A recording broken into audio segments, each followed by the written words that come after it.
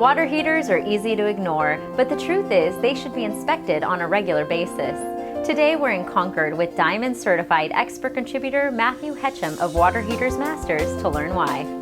As a homeowner, here's some things you can look for when inspecting your water heater. First, earthquake bracing. In the Bay Area, we have earthquakes. Very important, probably the most important thing to look at. Make sure you have straps. A standard 30, 40, or 50-gallon water heater should have two straps. One in the lower third and one in the upper third. These straps should be anchored to the wall into studs or opposed something strong, or even a concrete wall.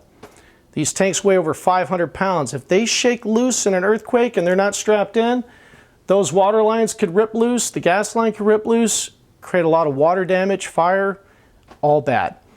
Another thing you can look at, we'll come up here. Another inspection you can do is your connections on top, your cold and your hot lines. You want to make sure there's no moisture, no water, no corrosion.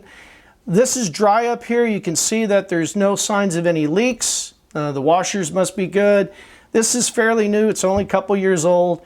You got your shut off up here. You can look at that, see if there's any drips, any corrosion. Everything looks good.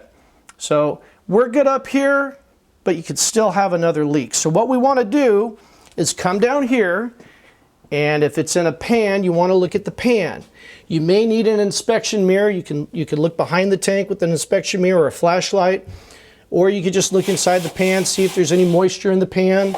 If there's no pan, then look at the floor where it's sitting on. If everything looks dry and you're not getting a drip from your drain valve, everything looks good, you're good to go.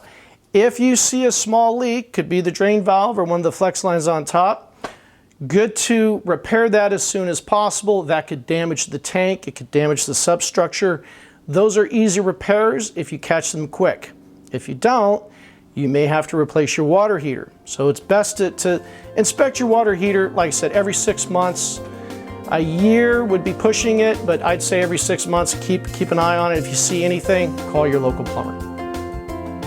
To learn more from local top-rated companies, visit our Diamond Certified Expert reports at experts.diamondcertified.org.